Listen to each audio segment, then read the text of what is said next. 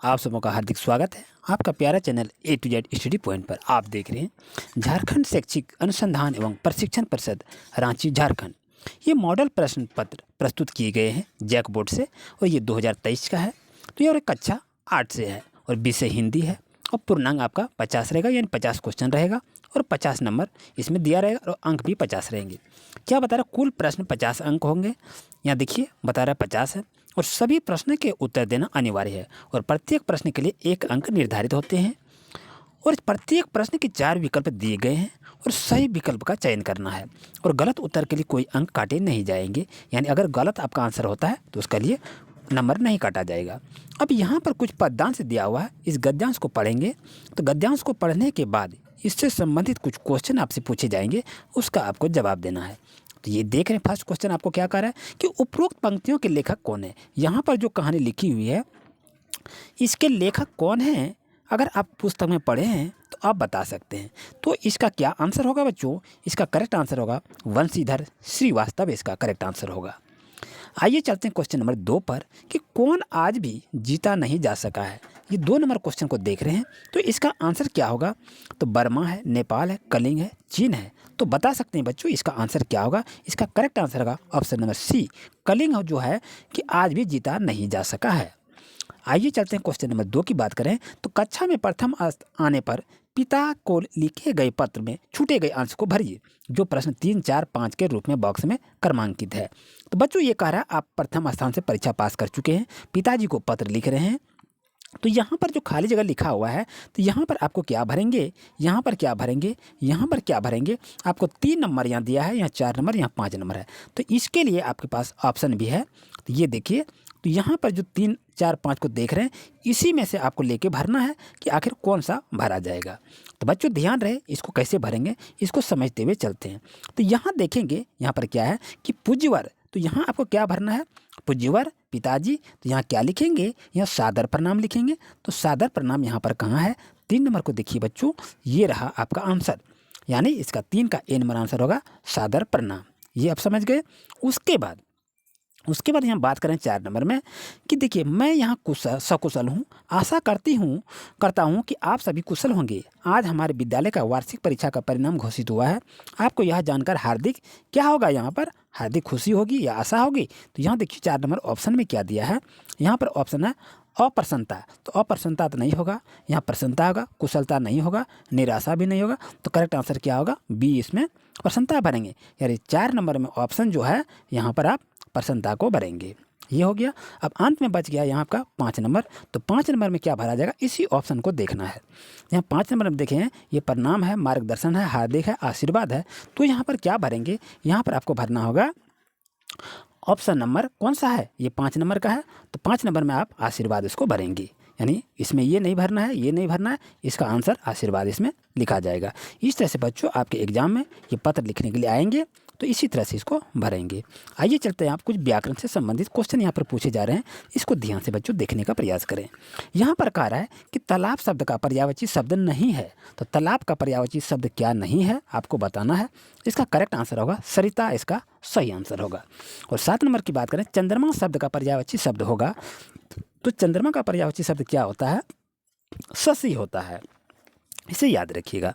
और सी शब्द का तद्भव रूप कौन सा होगा। तो 8 नंबर ये क्वेश्चन जो पूछ रहा है कि सी शब्द का तद्भव क्या होता है, सिर होता है, शरीर नहीं होता है, शशि नहीं होगा, सूर्य नहीं होगा। तो एक ऑप्शन को आपको चुनना है। और 9 नंबर की बात करें, वह थी एक मजदूर। इस वाक्य में मजदूर है, मजदूर क्या है आपको बताना है। इसका करेक्ट आंसर मजदूर क्या है, ये संज्ञा है, इसे याद रखिएगा। अब 10 नंबर की बात करें, करण कारक का विभक्ति चिन्ह होगा। तो करण कारक का विभक्ति चिन्ह क्या होता है, से होता है। तो इसका आंसर सी नंबर होगा। 11 नंबर की बात करें, हंसते हुए मुख वाला शब्द के बदले एक शब्द क्या होगा। ये आपका कार्य है, अनेक शब्दों के बदले एक शब्द। तो इसका आंसर क्या होगा, इसका करेक्ट आंसर होगा ऑप्शन सी, आपका हंसमुख is right answer. 12 number question की बात करें, आस्तीन का सांप मुहावरे का सही अर्थ होगा। तो बच्चों याद रखिए, आस्तीन का सांप का मुहावरे का सही अर्थ क्या होगा, असली मित्र है, कपटी मित्र, प्यारा मित्र या अन्य मित्र। तो बता सकते हैं बच्चों इसका करेक्ट आंसर क्या होगा, इसे भी याद रखनी चाहिए। तो इसका करेक्ट आंसर होगा कपटी मित्र होता है, जिसको आप धोखेबाज मित्र कहते हैं। अब क्वेश्चन नंबर 13 की बात करें तो यहाँ कहता है परोपकार का संधि विच्छेद क्या होगा। तो परोपकार का संधि विच्छेद क्या होगा, पर जोड़ उपकार होगा, यही लगा देंगे। बाकी ये आपका गलत है, ये भी गलत है, ये भी गलत है आपका बच्चों, इसे आप याद रखिएगा। आइए चलते हैं क्वेश्चन नंबर आप 14 पर। 14 नंबर क्वेश्चन की बात करें तो खेल कूद किस प्रकार का समास है। बच्चों देखिए, खेल कूद, इसके बीच में जो ये चिन्ह लगा दिया है, योजक का चिन्ह है, अगर ये ऐसा रहे तो वो आपका क्या होता है, द्वंद्व समास होता है। इसे बच्चों आप याद रखिए। तो ये आपका द्विगु नहीं होगा, ये आपका द्वंद्व होगा, इस सबको याद रखिएगा। यानी जिस शब्द के बीच में यदि इस प्रकार का चिन्ह रहे तो वो आपका क्या होता है, द्वंद्व समास होता है, इसे याद रखिएगा। अब 15 नंबर क्वेश्चन की बात करें तो 15 नंबर बच्चों क्या कह रहा है, जय शब्द का विलोम क्या होगा, यानी उल्टा शब्द कह रहा है। तो उल्टा शब्द क्या होगा, विजय का पराजय होता है। यहाँ विजय लिखना था लेकिन यहाँ जय लिखा, उसका अर्थ भी वही होता है, इसलिए इसका अर्थ क्या होगा, पराजय। यहाँ विलोम शब्द कह रहा है उल्टा शब्द लिखने के लिए, ऑपोजिट वर्ड लिखने के लिए। अब 16 नंबर की बात करें बच्चों तो 16 नंबर का आता है कवि शब्द का स्त्रीलिंग रूप क्या होता है। बच्चों कवि का स्त्रीलिंग रूप क्या होता है, तो कवियत्री होता है, इसे आप याद रखिएंगे। इस तरह से एग्जाम में क्वेश्चन बच्चों पूछे जाएंगे आपको।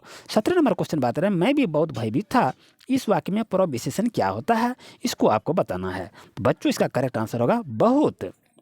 यानी बहुत जो है ये प्रविशेषण है, यानी विशेषण से अधिक भारी है ये प्रविशेषण। आप कहते हैं 18 नंबर में उपवन शब्द में कौन सा उपसर्ग प्रयुक्त किया गया है। तो आप बता सकते हैं कि उपवन जो है इसमें उपसर्ग क्या होता है। तो 18 नंबर में अगर बात करें तो उपसर्ग जो होता है पहले होता है, तो उप जो हुआ आपका ये उपसर्ग है। तो करेक्ट आंसर आपका ऑप्शन नंबर सी होगा। और 19 नंबर क्वेश्चन की बात करें तो उपकार शब्द में किस पर उपसर्ग के संयोग से परोपकार शब्द बना है। तो इसका बच्चों आंसर को देखेंगे, इसका करेक्ट आंसर होगा पर होगा, तो इसे आप याद रखिएगा। 20 नंबर अगर क्वेश्चन की बात करें तो मजदूर शब्द में ई यानी दीर्घ ही प्रत्यय लगाने से नया शब्द कौन सा बनेगा। तो मजदूर से बनाएंगे, दीर्घ ही लगाया है तो ये आपका मजदूरी होगा।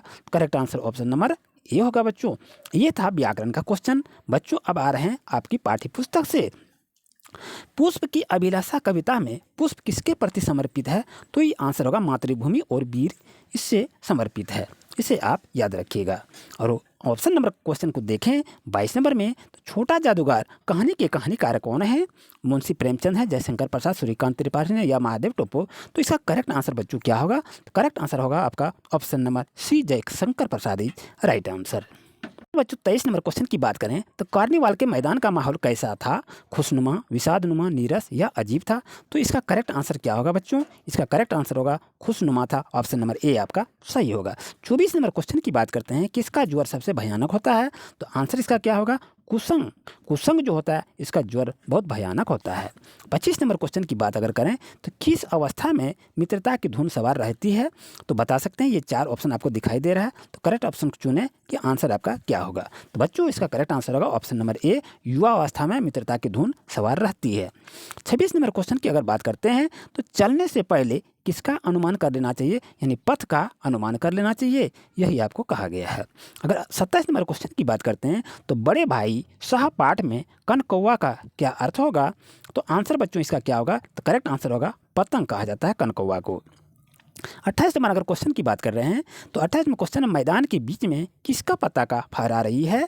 तो आंसर को आप जान रहे हैं तो कमेंट करें। तो आपका करेक्ट आंसर होगा ऑप्शन नंबर ए, यानी मगध का पताका फहरा रहा था मैदान के बीच में। 29 नंबर अगर क्वेश्चन की बात करें तो बुढ़िया गांव के किस दिशा में रहती थी। तो आपको बताना, ऐसे क्वेश्चन आपके एग्जाम में पूछे जाएंगे। तो करेक्ट आंसर होगा पूरब दिशा में रहती थी। 30 नंबर अगर क्वेश्चन की बात करें किसका तन थक गया था। तो आंसर इसका क्या होगा, बुढ़िया का तन थक गया था। 31 नंबर अगर क्वेश्चन की बात करते हैं तो लेखक के घर के सामने किसका पेड़ था।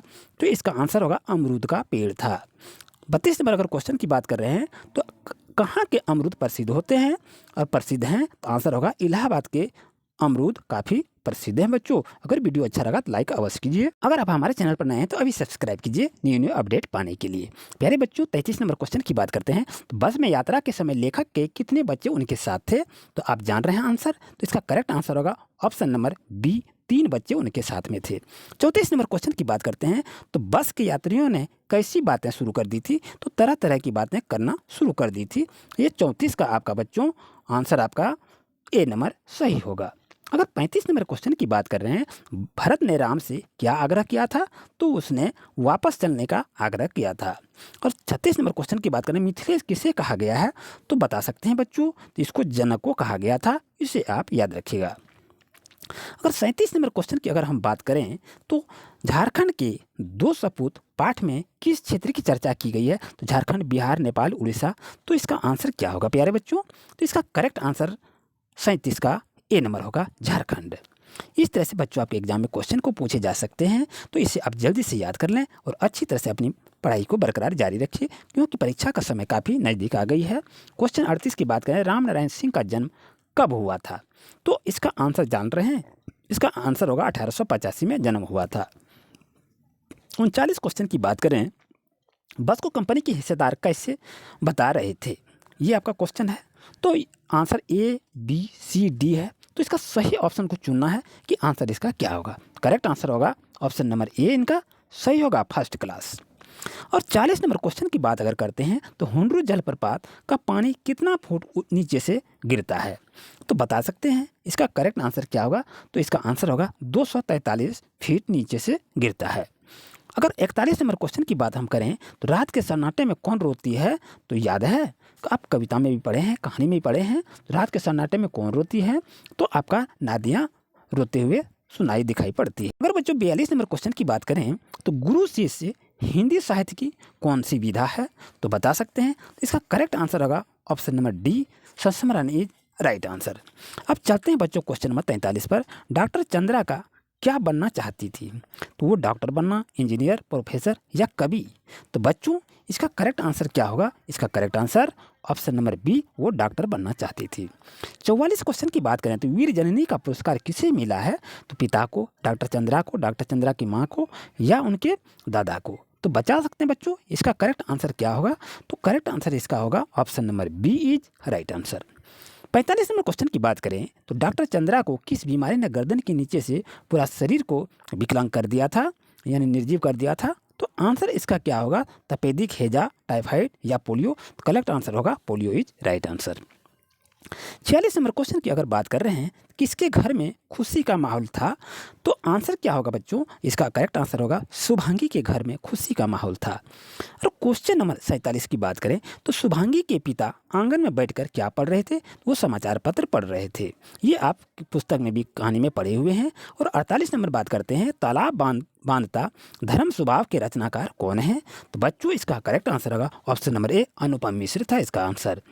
49 क्वेश्चन की बात करते हैं, तो बिहार के किस इलाके में अकाल के समय गांवों ने मिलकर 63 तालाब बनवाए थे? तो पटना, औरंगाबाद, दरभंगा या मधुबनी? तो इसका करेक्ट आंसर क्या होगा? तो करेक्ट आंसर होगा option number D is right answer.